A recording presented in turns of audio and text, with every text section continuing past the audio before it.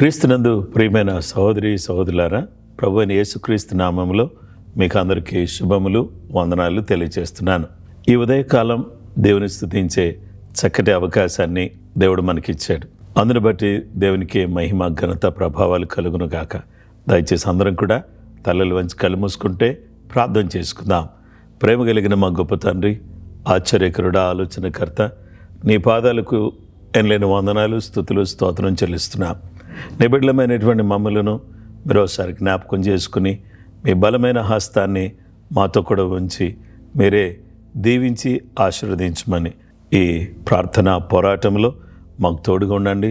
స్తుతి ఆరాధన ద్వారా, వాక్య పరిచర్య ద్వారా నిన్ను స్తుతించే ఈ చక్కటి అవకాశం ఇచ్చారు కాబట్టి ప్రార్థన చేసుకునే గొప్ప కృపను కూడా మాకు దయచేసి మీరు దీవించి ఆశీర్వదించమని, అన్ని విధాలుగా నీ ప్రత్యేకమైన కృప అందరికీ దయచేయమని సర్వకృపానిధి యేసుక్రీస్తు పరిశుద్ధ నామములో ప్రార్థించి అడుగుచున్నాం తండ్రి, ఆమేన్.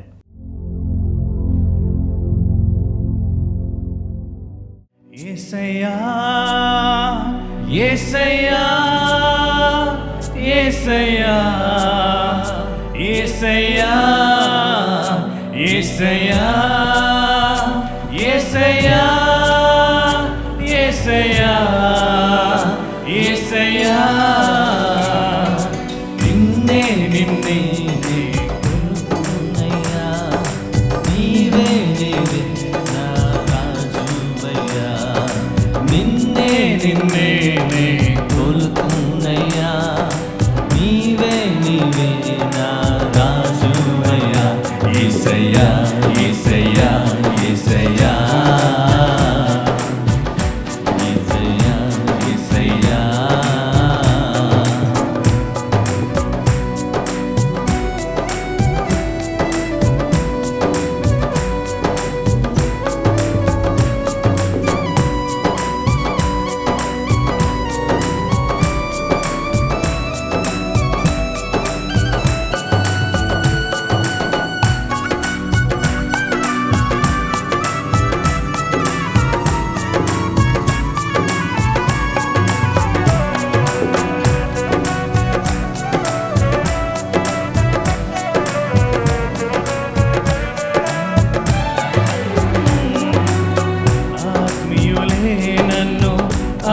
అవమానించగా, అన్యులే నన్ను అపహాసించగా,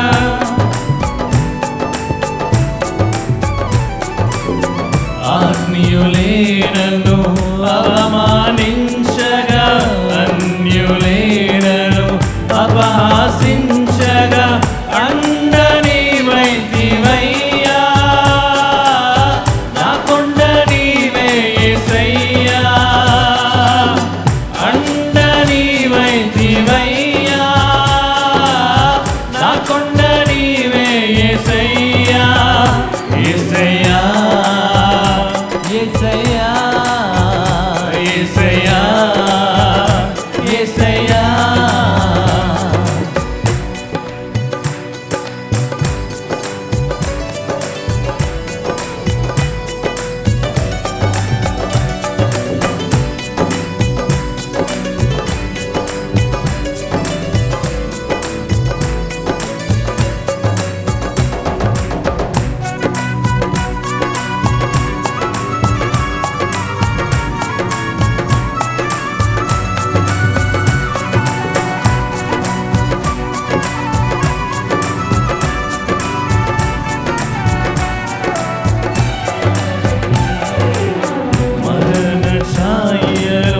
మెరిసిన నీ ప్రేమ, నలిగిన బ్రతుకున కురిసిన నీ కృప,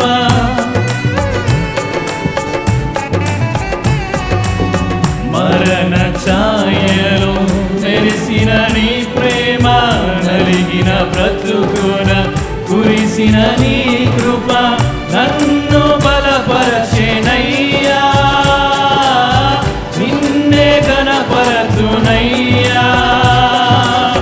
నన్ను బలపరచెనయ్యా, నిన్నే ఘనపరచునయ్యా. యేసయ్యా యేసయ్యా యేసయ్యా యేసయ్యా కొలుతూనయ్యా నీవే నీవే నా రాజువయ్యా నిన్నే నిన్నే నే కొలుతూనయ్యా నీవే నీవే నా రాజువయ్యా యేసయ్యా యేసయ్యా యేసయ్యా యేసయ్యా యేసయ్యా యేసయ్యా యేసయ్యా యేసయ్యా యేసయ్యా యేసయ్యా యేసయ్యా యేసయ్యా యేసయ్యా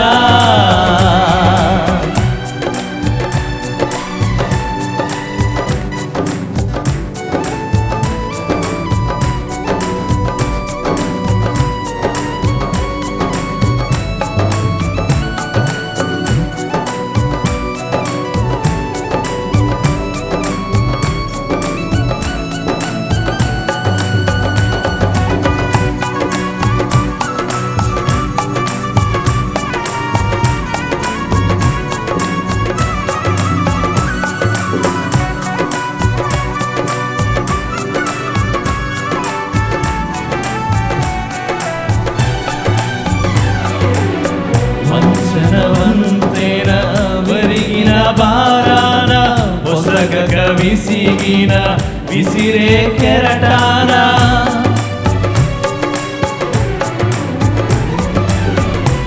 వంచనవంతేన వరిగిన బారాన ఒసగక విసిగిన విసిరే కెరటాన కలలా కడ తెచ్చినావా నీవలలో నన్ను మోసినావా కలలా కడ తెచ్చినావా నీవలలో నన్ను మోసినావా యేసయ్యా యేసయ్యా యేసయ్యా యేసయ్యా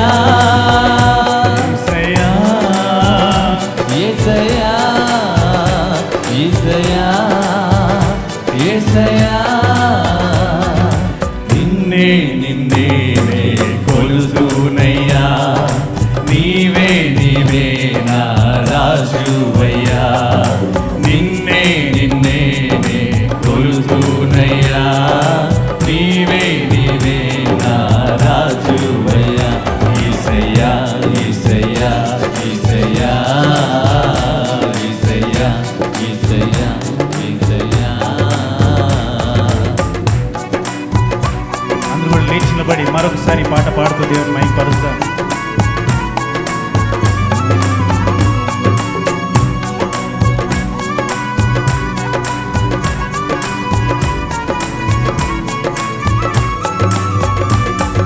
కొండలలో లోయలలో అడవులలో ఎడారులలో కొండలలో లోయలలో అడవులలో ఎడారులలో నన్ను గమనించినావా నన్ను నడిపించినావా నన్ను గమనించినావా నన్ను నడిపించినావా యేసయ్యా యేసయ్యా యేసయ్యా యేసయ్యా యేసయ్యా యేసయ్యా యేసయ్యా యేసయ్యా కొండలలో లోయలలో అడవులలో ఎడారులలో కొండలలో లోయలలో అడవులలో ఎడారులలో నన్ను గమనించినావా నడిపించినావా నన్ను గమనించినావా నన్ను గమనించినావా యేసయ్యా యేసయ్యా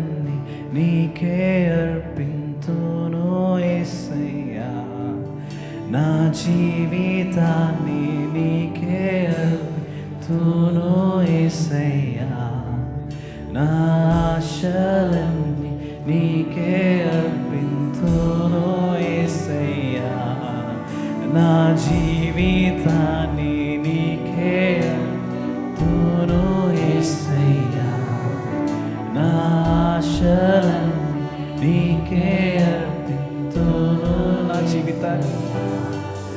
నా జీవితాన్ని నీకే అర్పిస్తును యేసయ్యా నా ఆశలన్నీ నా జీవితాన్ని నా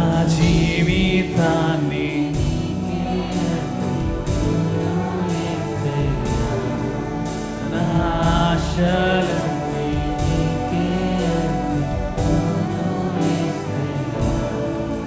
నా జీవితాన్ని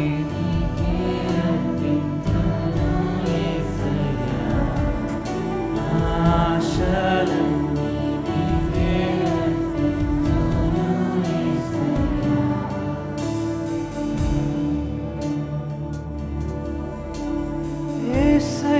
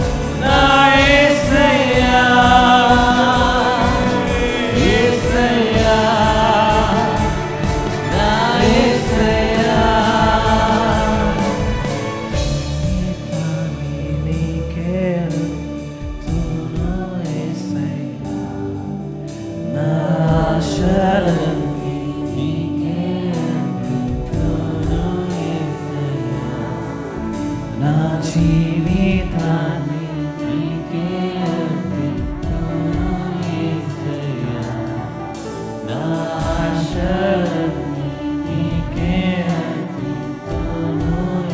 అర్పిస్తును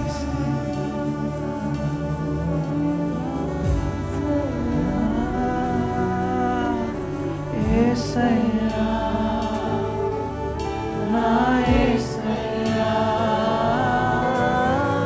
యేసయ్యా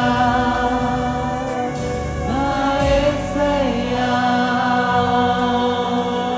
యేసయ్యా నా యేసయ్యా.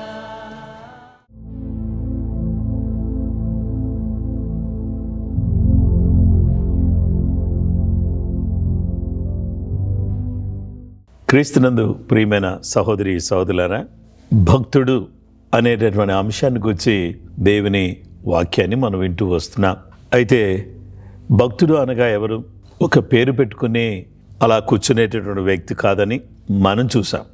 కీర్తన గ్రంథం 86వ కీర్తన 2వ వచనంలో, నేను నీ భక్తుడును, నా ప్రాణము కాపాడుము, నా దేవా నిన్ను నమ్ముకుని ఉన్న నీ సేవకుని రక్షింపుము.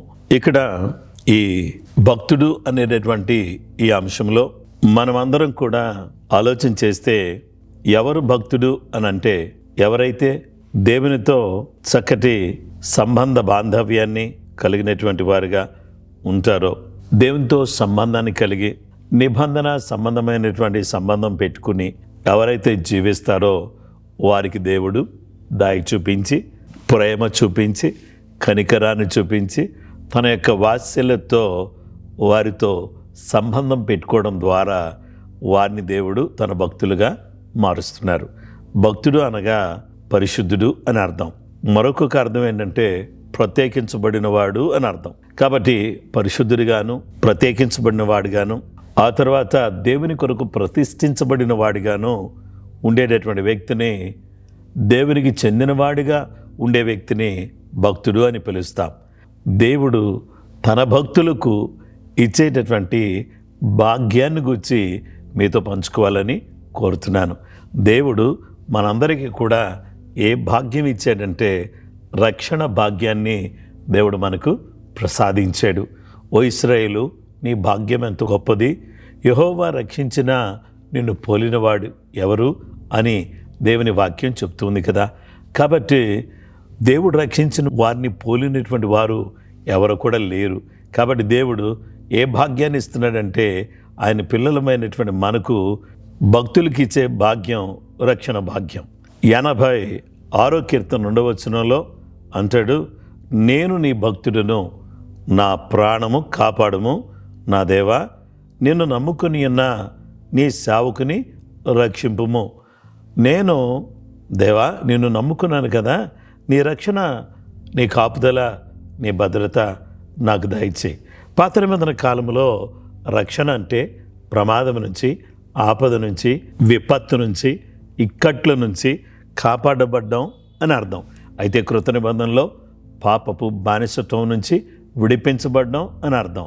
అయితే పాపము నుంచి విడిపించబడి, రక్షించబడి, యేసు క్రీస్తు ప్రభువారి రక్తములో కడగబడి, దేవుని జీవగ్రంథంలో పేరు రాయబడి, దేవుని కొరకు ప్రత్యేకించబడినటువంటి జీవితాన్ని జీవించే వాళ్ళని రక్షణ పొందినవారు అని మనం పిలుస్తాం. విశ్వాసులు అని కూడా మనం పిలుస్తాం. వీళ్ళని దేవుడు వారి క్రియలను బట్టి కాకుండా, వారి తెలివిని బట్టి, వారి మేధస్సును బట్టి, వారికి ఉన్న పేరు ప్రఖ్యాతులను బట్టి కాకుండా దేవుడు తన విశేషమైన కృపచేత వారిని రక్షించుచున్న గొప్ప దేవుడుగా ఆయన ఉన్నాడు. ఇలాంటి గొప్ప కార్యాలు, అద్భుతమైన కార్యాలు, ఆశ్చర్యమైన కార్యాలు దేవుడు మన జీవితంలో జరిగిస్తూ ఉంటుండగా మనమందరం కూడా చేయాల్సిన అత్యంత ప్రాముఖ్యమైనటువంటి విషయం ఏంటంటే దేవుడు అనుగ్రహించే రక్షణను పొందుకున్న వారమై దేవుని అడుగుజాడల్లో నడుస్తూ ఆయనకు ప్రియంగా, ఆయనకు దగ్గరగా, ఆయనకు చేరువుగా చేరేటటువంటి వారిగా మనం ఉండాలని దేవుడు తన వాక్యం ద్వారా మనతో మాట్లాడుచున్నాడు. గనుక నా ప్రియ సహోదరి సహోదరులారా, ఈ భక్తులకు దేవుడిచ్చేటటువంటి కాపుదల ఎలాంటిది అని అంటే 91వ కీర్తన 1 నుండి 7 వచనాలు మనం చదువుకుందాం. ఇది మనకెంతో ఆశీర్వాదకరమైన మాటలు. మహోన్నతుని చాటున నివసించువాడే సర్వశక్తిని నీడను విశ్రమించువాడు. ఆయనే నాకు ఆశ్రయము, నా కోట, నేను నమ్ముకున్న నా దేవుడని నేను యెహోవాను గూర్చి చెప్పుచున్నాను. వేటకాన్ని ఊరిలో నుండి ఆయనను విడిపించును, నాశనకరమైన తెగులు రాకుండా నిన్ను రక్షించును. ఆయన తన రెక్కలతో నేను కప్పును, ఆయన రెక్కల క్రింద నీకు ఆశ్రయము కలుగును. ఆయన సత్యము కేడమును డాలునై ఉన్నది. రాత్రివేళ కలుగు భయమునకైనను, పగటివేళ ఎగురు బాణమునకైనను, చీకటిలో సంచరించు తెగులునకైనను, మధ్యాహ్నమందు పాడు చేయు రోగమునకైనను నీవు భయపడకుందువు. నీ ప్రక్కన 1000 మంది పడినను, నీ కుడి ప్రక్కన 10,000 మంది కూలినను అపాయం నీ యొద్దకు రాదు. ఇది భక్తులకు దేవుడు ఇచ్చేటటువంటి గొప్ప భాగ్యం అన్నమాట. అంటే నీ ప్రక్కన 1000 మంది పడిపోయినా, నీ కుడి ప్రక్కన 10,000 మంది కూలిపోయినా అపాయం నీ యొద్దకు రాదు. ఆయన చాటున ఉండేవారికి ఆయన కేడంగా ఉంటాడు. ఆయన చాటుగా ఉండేవారికి ఆయన తన రెక్కలతో కప్పుతాడు. వేటకాని ఊరిలో నుండి ఆయనను విడిపిస్తాడు. నాశనకరమైన తెగులు రాకుండా ఆయన తప్పిస్తాడు. ఆయనే మనకు ఆశ్రయముగా ఉంటాడు. అలాగే రాత్రివేళ కలుగు భయానికి మనం భయపడకుండా, పగటి వేళ ఎగిరే బాణానికి మనం భయపడకుండా దేవుడు మనకు సహాయం చేసే దేవుడుగా ఉన్నాడు. చూడండి, చీకటిలో సంచరించు తెగులునకైనా, మధ్యాహ్నమందు పాడు చేయు రోగమునకైనా నువ్వు భయపడవు. ఎందుకంటే నువ్వు నా భక్తుడివి, నాకు దేవుడున్నాడు, నేను యేసయ్య రక్తంలో కడగబడినటువంటి బిడ్డను, నేను ఆయన కొరకు ఏర్పరచబడిన వాడిని, ప్రత్యేకించబడిన వాడిని, లేక ప్రత్యేకించబడినటువంటి వ్యక్తిని. కాబట్టి ఆయనను పరిశుద్ధపరిచాడు, ప్రత్యేకపరిచాడు, ప్రతిష్ఠించాడు. కనుక ఈ పరిశుద్ధమైన జీవితం నాకు ఉంది కాబట్టి నాకు ఎంతమంది పడిపోయినా కానీ అపాయం ఏమీ కూడా నీ ఎదుకు రాదు అని నా ప్రభు చెప్పాడు అని మనం ఈ రక్షణ భాగ్యాన్ని కలిగినటువంటి వారికి దేవుడు ఇచ్చేటటువంటి గొప్ప కృప ఇది. యెషయా గ్రంథం 43వ అధ్యాయం 2వ వచనాన్ని మనం చూస్తే, నీవు జలములలో బడి దాటినప్పుడు నేను నీకు తోడైందును, నదుల్లో బడి వెళ్ళినప్పుడు అవి నీ మీద పొర్లి పారవు, నీవు అగ్ని మధ్య నడిచినప్పుడు కాలిపోవు, జ్వాలలు నిన్ను కాల్చవు. గనుక ఈరోజు దేవుని బిడ్డలమైనటువంటి మనకు భక్తుల భాగ్యం ఏంటి అని అంటే రక్షణ భాగ్యం. ఈ రక్షణ భాగ్యం ద్వారా దేవుడు మనకు ఏమిస్తున్నాడంటే భద్రతనిస్తున్నాడు. అలాగే దేవుడు అభయాన్ని ఇచ్చి నువ్వు ఎలాంటి పరిస్థితుల్లో ఉన్నా నేను నీకు తోడై ఉంటాను అని చెప్పాడు.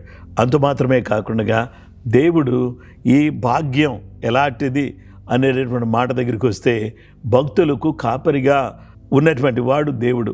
ఆయనే కాపరిగా ఉండి మనకు తోడుగా, మనకు నీడగా, మనకు అండగా ఉంటాడు. ఈ రక్షణ భాగ్యం పొందుకునేటువంటి మనం ఏ విధంగా ఉండాలంటే, నా గొర్రెలు నా స్వరం వినును. అలాగే ఈరోజు దేవుని యొక్క స్వరాన్ని మనం వినగలిగితే మన జీవితం ఎలా ఉంటుందంటే అద్భుతంగా ఉంటుంది. ఆయన స్వరం విననప్పుడే ప్రాబ్లం. ఆయన స్వరం విన్నప్పుడు మనకే విధమైనటువంటి సమస్య లేదన్నమాట అండి. కాబట్టి అందుకనే మనందరం కూడా చేయాల్సిన అత్యంత ప్రాముఖ్యమైనటువంటి పని ఏంటంటే, దేవుని అడుగుజాడల్లో, దేవుని యొక్క పాద సన్నిధిలో మనమందరం కూడా దేవునికి ప్రియంగాను, దేవునికి దగ్గరగాను మనం జీవించి భక్తులకి ఇచ్చే రక్షణ భాగ్యం పొందిన వారమై మనమందరం కూడా దేవుని అడుగుజాడల్లో నడుస్తూ భద్రపరచబడి ఎంతో ధైర్యంగా దేవుని వెంబడించేటటువంటి బిడ్డలుగా మనం ఉండాలని దేవుడు తన వాక్యం ద్వారా మనతో మాట్లాడుచున్నాడు. ఆ విధంగా దేవుడు తన కృప, తన సహాయం మనకు అనుగ్రహించును గాక. ప్రార్థన చేసుకుందాం.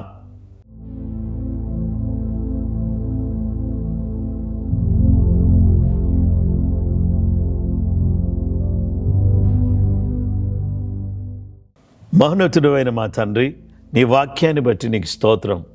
భక్తుడు అనేటటువంటి అంశాన్ని గురించి మేము ఆలోచన చేస్తున్నాం. నేను నీ భక్తుడిని అని దావీదు చెప్పినట్టుగా మా ప్రభు ఈరోజు భక్తులకు ఇచ్చే భాగ్యాన్ని గురించి మేము నేర్చుకుంటూ ఉన్నాం. నాయనా, మాకు రక్షణ భాగ్యం ఇచ్చారు. ఈ రక్షణ భాగ్యాన్ని మేము కలిగినటువంటి వారమై రక్షణ పాత్రను చేతపుచ్చుకుని నీ సన్నిధిలో కృతజ్ఞతాపూర్వకంగా ప్రార్థన చేయటానికి సహాయం చేయండి. మా చేతిలో పెట్టిన ఈ మహత్తరమైన, ఈ అద్భుతమైన పాత్రను బట్టి నీకు స్తోత్రం. ఈ రక్షణ పాత్రను మాకు అందించారు. ఉగ్రత పాత్రను మీరు తీసుకున్నారు. ఈ రక్తాన్ని మా మీద ప్రోక్షించి మమ్మల్ని కడిగి పవిత్రపరిచి ఉగ్రత మీరు తీసుకుని రక్షణ మాకు దయచేశారు. ఈ రక్షణ ద్వారా మాకు మీరు ఇవ్వబోయే రాజ్య భాగ్యాన్ని బట్టి కూడా నీకు కృతజ్ఞతలు చెల్లిస్తూ, నీ బిడ్డలందరూ కూడా ఈరోజు ఉద్యోగాల నిమిత్తమై బయటకు వెళ్ళుచుండగా, లోపలికి వచ్చుచుండగా, నాయన ప్రయాణాలు చేస్తుండగా వారికి తోడుగా ఉండండి. పిల్లలు స్కూల్స్కి, కాలేజెస్కి వెళుతున్నారు, వారికి తోడుగా ఉండండి. అలాగే ఎవరెవరు ఏ కష్టాలు అనుభవిస్తున్నా వాటన్నిటిలో కూడా మీరు తోడుగా ఉండి వారిని బయటికి తీసుకురండి. ఆర్థిక ఇబ్బందులు తొలగించండి, కుటుంబ సమస్యలు తొలగించండి, వడ్డీలు కట్టలేక బాధపడుతున్న బిడ్డలకు విడుదల దయచేయండి, మార్గాలు తెరవండి, ఆశ్చర్య కార్యాలు జరిగించండి, పరిస్థితులు మార్చండి, గొప్ప కార్యాలు చేయండి. మేము చేస్తున్న ఈ ప్రార్థన ద్వారా అనేక మంది జీవితాలు పవిత్రపరచబడ్డానికి, నీ మందిరములో చేర్చబడ్డానికి, నీ ద్వారా దీవించబడ్డానికి సహాయం చేయండి. జేజిఎం మరియు జాషువా దీవెన్, జేజిఎం కిడ్స్, ఈ 3 ఛానల్స్ కూడా ఆశీర్వాదకరంగా, దీవెనకరంగా ప్రజలకు నాయన నీ వాక్యాన్ని మోసుకుని వెళ్ళేటటువంటి సాధనాలుగా మీరు ఉంచి దీవించమని ప్రార్థన చేస్తున్నాం. వీటిల్లో వీక్షిస్తున్న ప్రతి వారు కూడా దీవించబడడానికి సహాయపడమని ప్రార్థన చేస్తున్నాం. మొబైల్ చర్చ్ ద్వారా జరుగుతున్న పరిచర్యను మీ నామంలో దీవించండి ప్రభా. ఉపవాస ప్రార్థనలు అద్భుతంగా జరగడానికి సహాయం చేయండి. అలాగే మా ప్రభా, ప్రార్థనా పోరాటంలో మా ప్రభు మీరు తోడుగా ఉండి ఎవరెవరైతే వీక్షిస్తున్నారో వాళ్ళందరూ కూడా దీవించబడడానికి, ఆశీర్వదించబడడానికి సహాయం చేయండి. మా ప్రభువా, నీకు స్తోత్రం చెల్లిస్తున్నాం. 28-29 తారీఖుల్లో నేను జరిగేటటువంటి రాజ్య సువార్త సభలు అద్భుతంగా జరుగుటకు సహాయం చేయండి.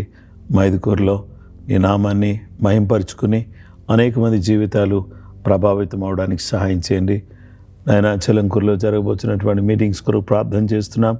4, 5, 6 తారీఖుల్లో నేను ఆగస్టు మాసంలో జరిగేటటువంటి మీటింగ్స్ని మీ చేతిలో పెడుతున్నాం. అద్భుతమైన రీతిలో నీ నామాన్ని ఘనపరుచుకుని మీ చిత్తాన్ని జరిగించమని ప్రార్థన చేస్తున్నాం. నన్ను అడుగుము, జన్మలకి స్వాస్థ్యముగాను భూమిని దిగంతముల వరకు సొత్తుగాను ఇస్తానని సెలవిచ్చినటువంటి గొప్ప తండ్రి, నీ ప్రత్యేకమైనటువంటి కృప చూపించండి. చేరుకున్నటకు, తప్పించుటకు, ఉజ్జీవింప చేయుటకు, పంపుటకు నీ ఆత్మాభిషేకాన్ని మీ బిడ్డలమైనటువంటి మాతో కూడా మెరుంచమని ప్రార్థన చేస్తున్నాం. యేసు ప్రభు నీకు స్తోత్రం చెల్లిస్తున్నాం. నాయన ప్రపంచ దేశాల కొరకు ప్రార్థన చేస్తున్నాం. ప్రపంచమంతట్లో ఉన్నటువంటి ప్రతి దేశాన్ని, ప్రతి పౌరుణ్ణి మీ చేతులకు అప్పగిస్తున్నాం.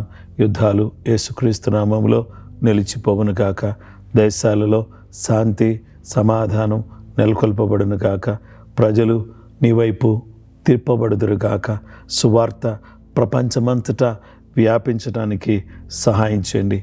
భారతదేశాన్ని మీ నామములో జ్ఞాపకం చేసుకోండి తండ్రి. ఈ దేశ నాయకులను జ్ఞాపకం చేసుకోండి. ఆర్థిక అభివృద్ధి దయచేయండి.